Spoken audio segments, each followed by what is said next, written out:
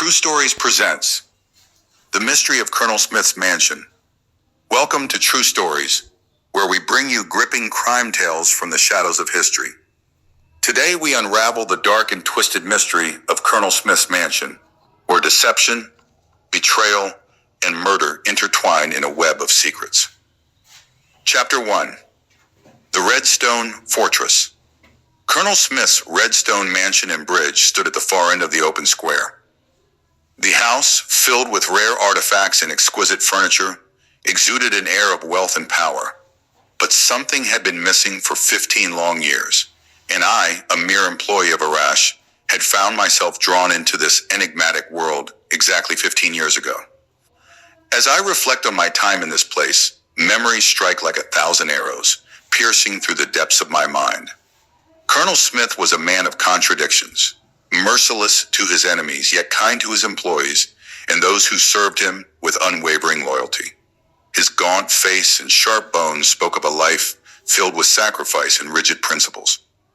But there was one person he held dear, Flora, a woman he cherished above all else. He often described her as a shadow of poplar trees in a vast desert, the only solace in his otherwise cold existence.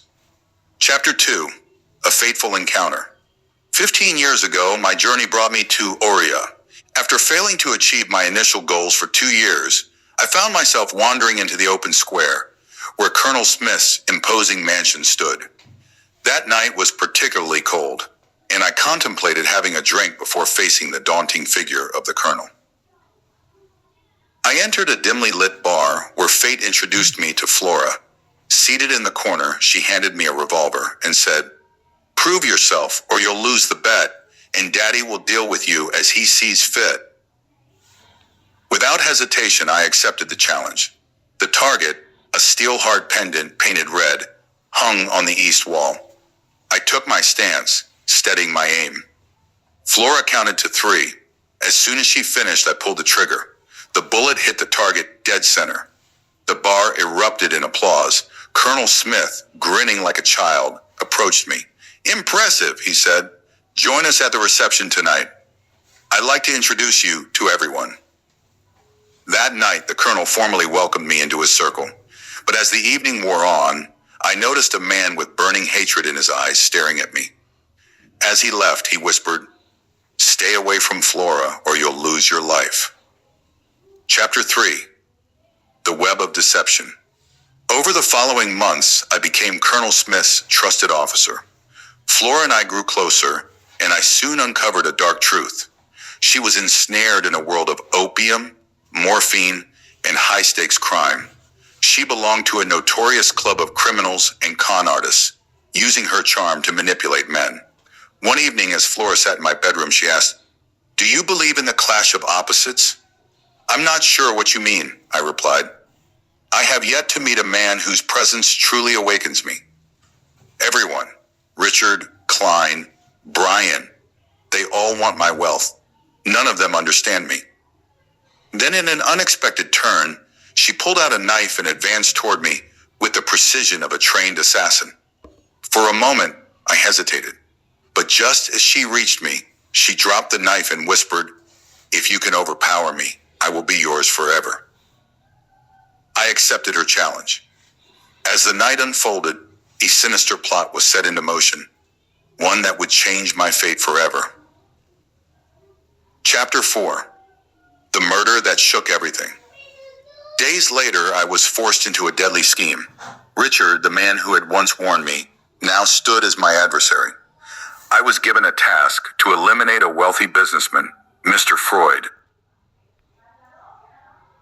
who had arrived from London for a diamond deal. The night of the murder, everything was set. Mr. Freud never saw it coming. He was poisoned in his sleep. By morning, the newspapers were filled with headlines. "Millionaire found dead in Blue Haven. Poison suspected in high-profile murder." The police launched an investigation, and I knew my time was running out. But before I could escape, Colonel Smith summoned me. "There was a murder here last night," he said, his voice cold. "The victim was my own brother. Until the investigation is over, no one is leaving this house." Flora, now trembling, whispered to me, Freud was my stepfather. I am the result of his affair with Colonel Smith's wife. My mother was murdered 15 years ago by Freud himself. The pieces of the puzzle finally fell into place. Colonel Smith had spent years seeking revenge against Freud. Richard had been hired to kill both Flora and me, ensuring that the Colonel's wealth remained in the hands of his true heirs. Chapter 5. The Final Revelation. As chaos unfolded, Richard met his end, shot down in a confrontation. But before he died, he exposed the final truth. Colonel Smith handed me an envelope. Inside was a letter. Mikey Orchard, you are my son.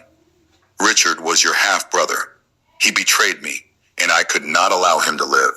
Now my fortune is yours. But remember this. Silence is your only salvation. The mansion that once held so many secrets now stood empty. I had inherited everything. Smith's wealth, Freud's fortune, and the burden of their sins. But one question haunted me. Was I truly free, or was I merely another pawn in a game of blood and betrayal?